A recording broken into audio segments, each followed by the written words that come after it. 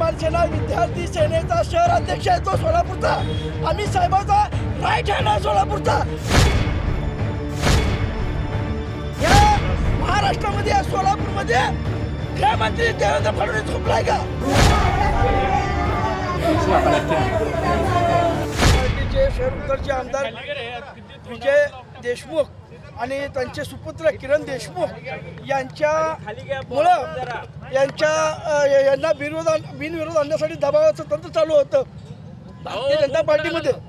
त्यांचा वाद चालता वाटतं. आणि बाळासाहेब सर्वोदयाचा काही संबंध नव्हता. बाळासाहेब सर्वोदय हा महाराष्ट्र नवनिर्माण सेना या पक्षाचा विद्यार्थी सेनेचा शहर अध्यक्ष होता.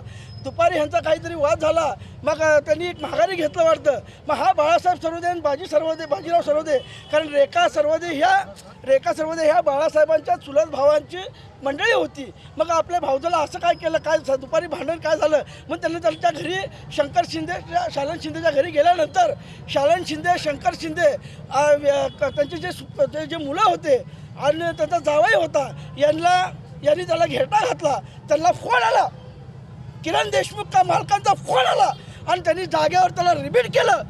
ह्या महाराष्ट्रामध्ये या सोलापूरमध्ये गृहमंत्री देवेंद्र फडणवीस झोपलाय का? आमदाराच्या पोराचा प्रभाग खाली बिनविरोध करण्यासाठी माझी सुद्धा महाराष्ट्र नवनिर्माण सेनेचे माझी मुलगी संध्या भोसले ब मध्ये होती. त्याच्यासाठी बिनविरोध करण्यासाठी माझ्या सुद्धा दबाव होता. माझी मुलीला घेऊन मी बाहेर गेलो होतो.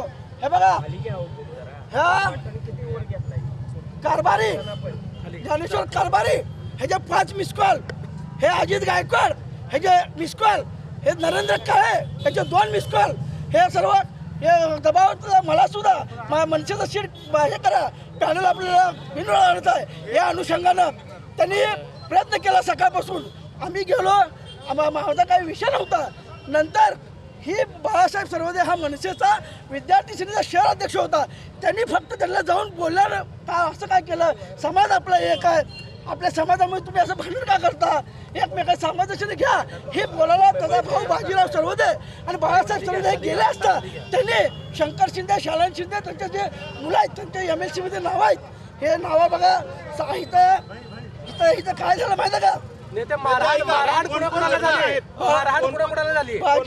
बाजीराव सर्वोदयला मुक्का मारती लागलाय. अजून त्यांचा एक चुलत भाऊ आहे आदित्य सर्वोदय, तो सध्या कुठेतरी दुसऱ्या हॉस्पिटलमध्ये ॲडमिट आहे आणि हा जागेवर रिपीट झालेला आहे. भारतीय जनता पार्टीचे बाळासाहेब पांडुरंग सर्वोदय महाराष्ट्र नवनिर्माण सेना विद्यार्थी सेनेचा शहर अध्यक्ष आहे तो सोलापूरचा. आम्ही साहेबाचा राईट हँड आहे सोलापूरचा. ह्या भाजपच्या राजकारणामध्ये या आमदारांनी या किरण देशमुखला आणि या पॅनलला बिनविरोध आणण्यासाठी मनसेच्या शहराध्यक्षाचा बळी गेलाय.